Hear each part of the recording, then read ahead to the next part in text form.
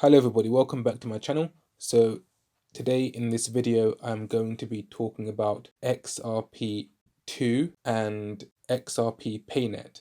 Now I'm going to refer to XRP with the two I's, double I, as XRP2, and I'm going to refer to XRP with the number 2 as XRP paynet. So I'm going to be talking about those two XRPs and a private ledger having an XRP alternative token. So I do recommend you to watch this video to the end because I'm going to be covering quite a bit.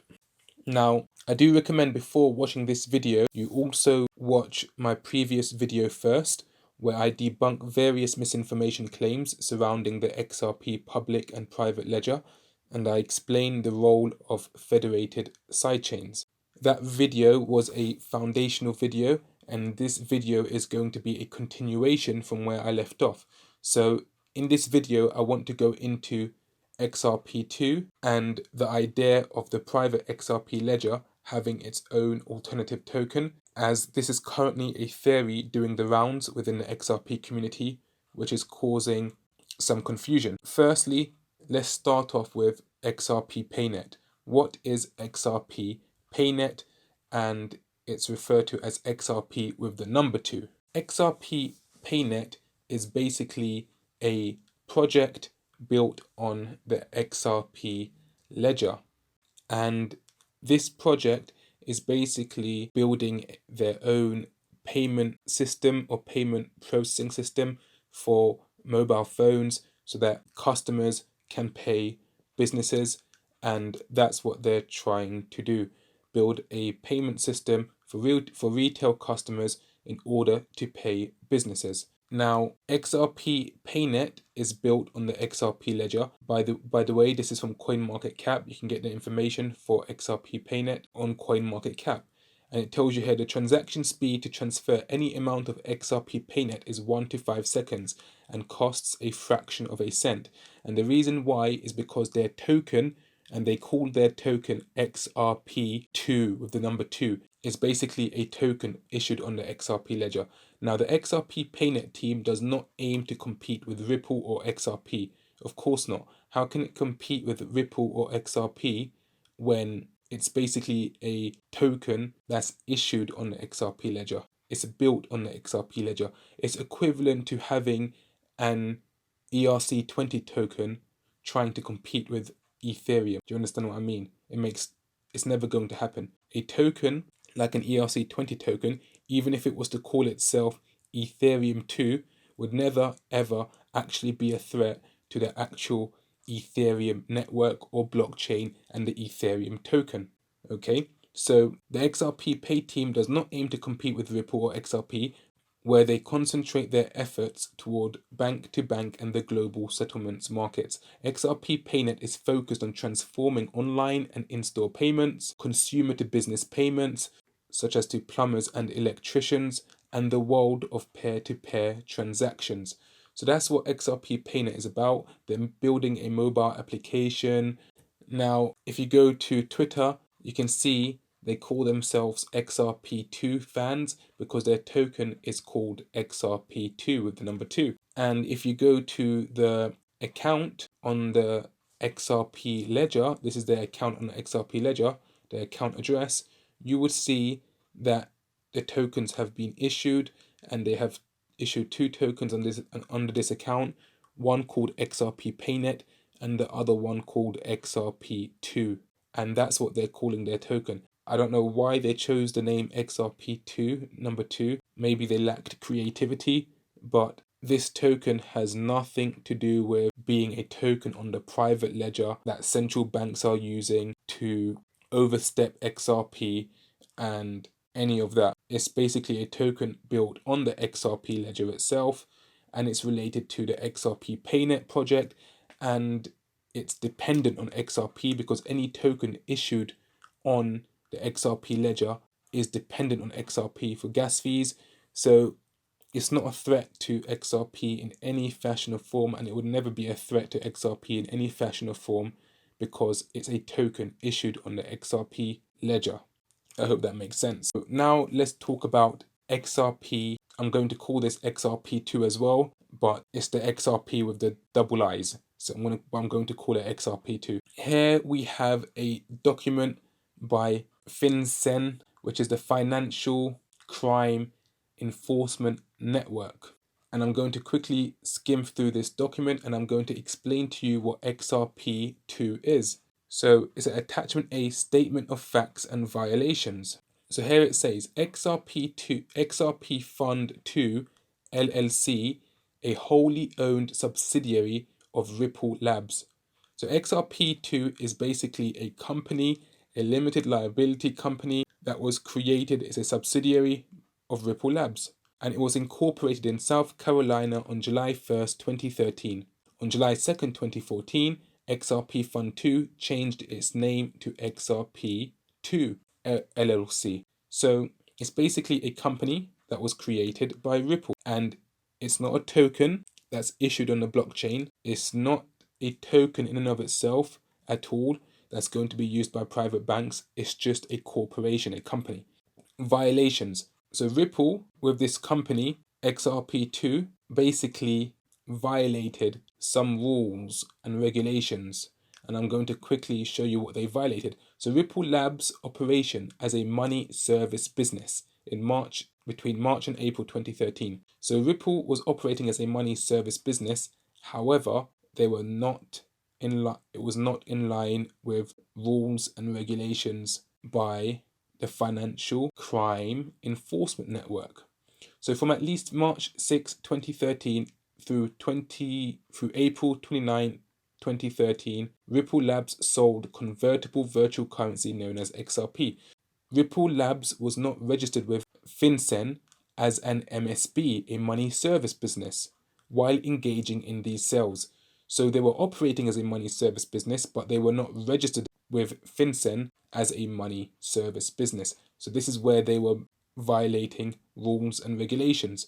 Under the regulations, anything that acts as a money transmitter must register as a money service business. And that's what Ripple failed to do. So notwithstanding the guidance, and after that guidance was issued, Ripple Labs continued to engage in transactions whereby it sold Ripple currency XRP for fiat currency, even though it was not registered with FinCEN as an MSB, money service business. During the time frame that it was engaged in these sales and operated as a money transmitter, Ripple Labs failed to establish and maintain an appropriate anti-money laundering program. So basically, Ripple was cutting corners during this time frame. Ripple failed to have adequate policies, procedures, and internal controls to ensure compliance with the Bank Secrecy Act and its implementing regulations. And it talks more about this XRP2's program and reporting violations. So what is XRP2? On July 1st, 2013, Ripple Labs incorporated a subsidiary XRP Fund 2 LLC, now known as XRP2 LLC. Now XRP2 was created to engage in the sale and transfer of the convertible virtual currency XRP to various third parties on a wholesale basis. So Ripple created XRP2, the company, in order to sell XRP over the counter in large amounts. Now, XRP2 sold XRP currency in exchange for fiat currency in much the same way that Ripple Labs had previously done from March through April 2013. In other words, XRP2 replaced Ripple Labs as a seller of XRP. Now, the problem here is XRP2 was acting as a money transmitter. It was not registered as a money service business, and they were not following any rules, regulations outlined by FinCEN. On September 4th, 2013, XRP2 registered with FinCEN as an MSB. So eventually XRP2 did register, the company was registered with FinCEN as an MSB on September 14th. However, the months prior, they were operating without being registered. So as a result of this, they were fined. Ripple Labs Inc. resolves criminal investigation. Tuesday, May 5th, 2015. So a criminal investigation was opened up and it was resolved with Ripple Labs. It says Ripple Labs Inc. and its wholly owned subsidiary XRP2 have agreed to resolve a criminal investigation in exchange for a settlement agreement. So a settlement agreement was reached. There was penalties totaling $700,000, and the agreement will resolve allegations that Ripple and its subsidiary, which is XRP2, failed to follow the law while engaging in the exchange of virtual currency, and that the entities failed to establish and maintain an appropriate anti-money laundering program.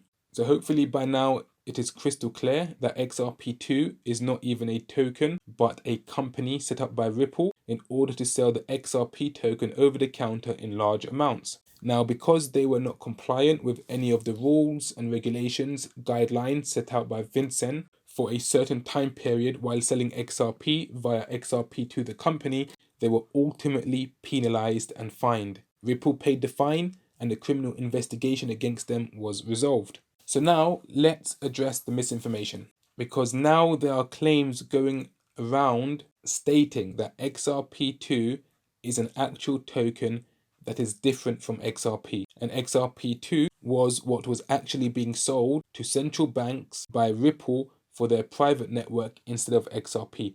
Now XRP2 is also supposedly stuck on the private ledger and can't be transferred onto the public ledger. Also, XRP2 has its own supply and price within the private networks. And lastly, XRP2 doesn't use XRP on the private networks. And XRP2 is the reason why XRP has not gained any value after on-demand liquidity, ISO 20022 and CBDCs have all gone live, because central banks and institutions are not using XRP, but they are all using a private token called XRP2 instead. Now that's the misinformation that's currently being put out there. Now let's just say, for argument's sake, let's just say that XRP2 is an actual real token that exists and was being sold by Ripple instead of XRP. Now, we know that's not the case because XRP2 was a company and not a token. But I'm just going to say, hypothetically speaking, let's imagine that it was an actual token. So there exists out there a token called XRP2, and this XRP2 token is on the private network and it was sold by Ripple to central banks. So technically speaking, if that is the case, therefore it is not impossible then for XRP2 to have its own supply and price. It could have its own supply and price. XRP2 to only be used on the private ledgers by banks, that's also possible. And also XRP2 to not need to use XRP on the private network. All of the above is possible if XRP2 exists. Now, even though it is not technically impossible, why is it extremely far-fetched and unrealistic to even think the above is even remotely true? Can anyone tell me? I'm listening. Why? Okay, so if you can't tell me, then the reason why is because you need to rewatch my video that I made before this, because I technically gave you the answer in the video I made before this, because you still do not really understand what XRP is. And this is something that a lot of misinformation is being spread out there because people still do not understand the fundamentals, the basics as to what XRP is. If you truly understand what XRP is, like I said before in my previous video, if you understand what XRP is, then a lot of this misinformation, you would see right through it. So XRP, I'm going to explain again, is a neutral bridge asset liquidity token native to the decentralized, immutable, and permissionless XRPL ledger. It's important you understand these features and these qualities and these characteristics of XRP. It's a neutral bridge asset liquidity token native to the decentralized, immutable, and permissionless XRP ledger. Because if you understand what XRP is, you would understand why the XRP2 token, even if it was created and if it did exist, it would never ever be successful. So let's compare XRP and XRP2. Now let's imagine they both function as bridge assets and liquidity tokens. XRP is for the public ledger, as we already know it exists on the public ledger, and I've explained what it is. And then we have XRP2, that is specifically for the private ledger, has its own supply, has its own price, and is stuck on the private ledger, and it does not need XRP to work, function, operate, whatever. XRP is a separate token 2 on the private ledger. Now let's imagine they both function as bridge assets and liquidity tokens. However, what's the difference between the two? XRP is neutral and decentralized, whereas XRP2 on the private ledger would clearly be centralized. This means, what does it mean? XRP requires no trust because it's decentralized, whereas XRP2 requires reliance and trust. And what do you think central banks around the world would feel comfortable using as a medium for interoperability for their high value transfers?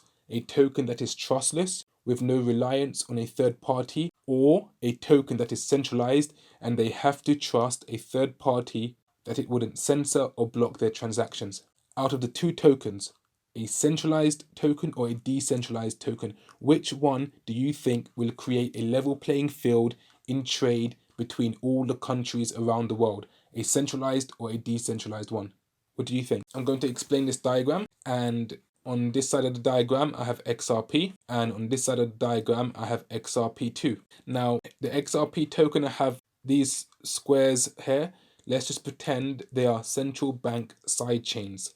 So this is a side chain, and it's run by the central bank in America, a side chain by the central bank of Russia, UK, and China. Now, with XRP, if they're using XRP as their bridge asset and for interoperability and liquidity, what's the features? It's decentralized, it's neutral, and no trust is required. So banks do not mind using XRP for interoperability as a bridge asset and liquidity because no trust is required. Russia does not mind using XRP to interact with USA, and USA does not mind using XRP to interact with China because it's decentralized, neutral, and no trust is required. Now, these countries may not trust each other, but the thing with XRP is they don't have to trust each other.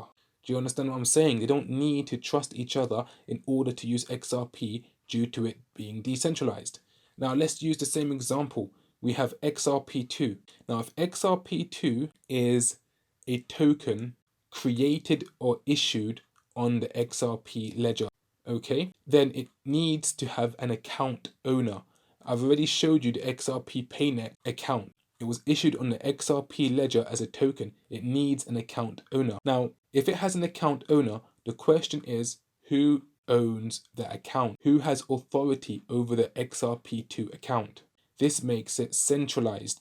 Now, let's just pretend, okay, it's a whole different ledger altogether. It's not even the XRP, the side chains are not even XRPL software. It's a whole different ledger altogether. Then again, who is running the ledger? A country has to be running it. Who controls the ledger?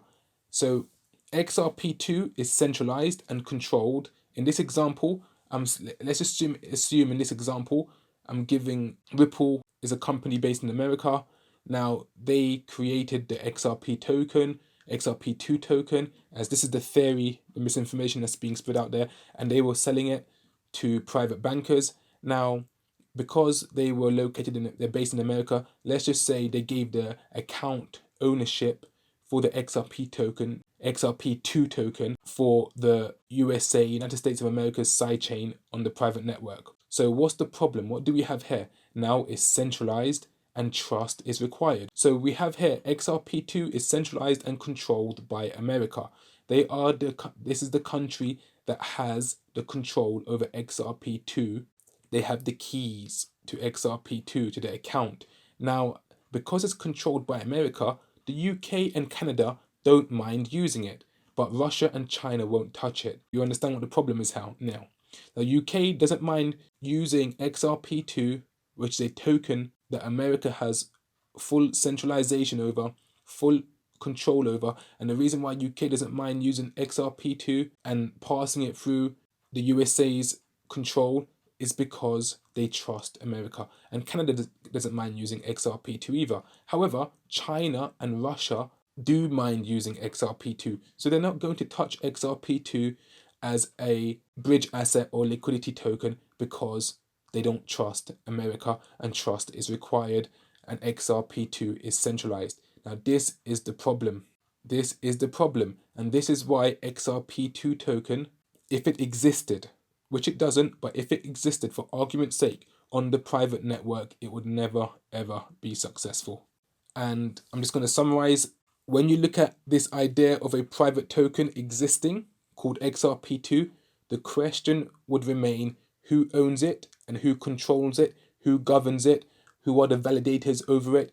These are the questions that would remain over XRP2. With XRP, we already know because it's decentralized on a public ledger. With XRP2, if that token exists on the private network, then who controls it?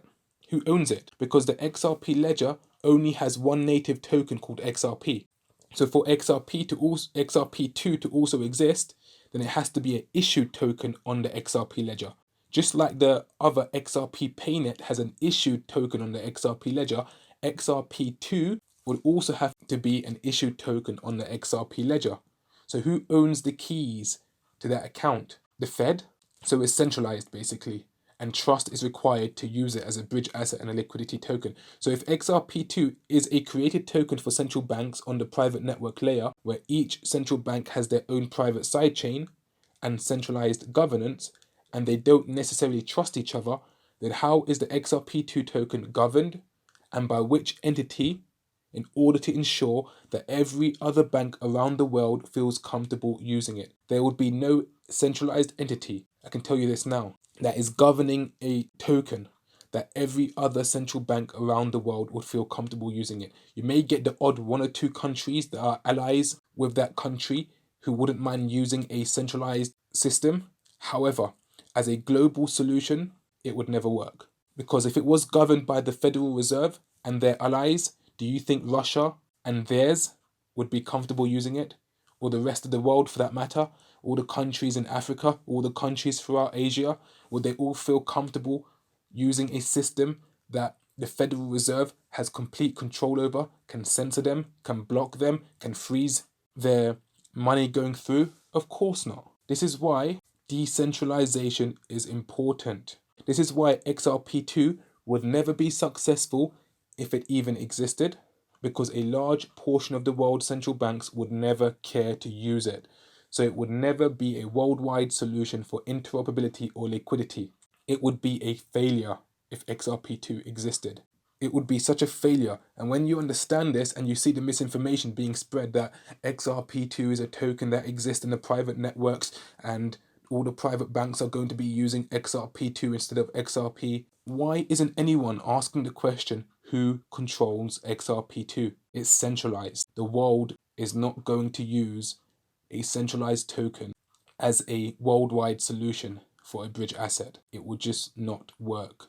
Countries would not use it. Now, let me address the question, why isn't XRP pumping? As for the claim that XRP has not pumped after ODL going live, ISO 20022 going live, and CBDCs going live, is because they are not using XRP but XRP2. It should be clear by now, I have already explained why XRP2 is not even a token, and even if it did exist, okay, for argument's sake, XRP2 does exist, the world countries would still not touch it with a barge pole. So why hasn't XRP pumped? What's the real reason XRP hasn't pumped? So let's look at the 3 points. As for the point of ODL going live, I have answered this question already. Watch my video, why is XRP still worth cents?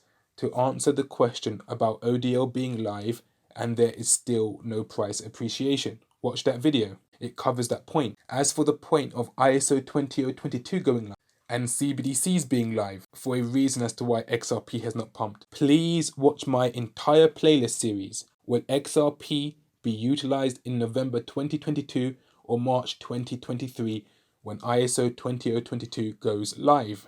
In that playlist series, I have thoroughly explained why ISO 20022 going live will not lead or cause any price appreciation. And I have discussed CBDCs as well, and in terms of their development in some parts of the world. Now, many CBDCs are not even developed yet, but you can check on the status of CBDCs. They are in the pilot stage. They are in the development stage. Most of them are in the research stage. Now, the country that has the most progress with CBDCs is China, and I've done a whole video on that. Check it out.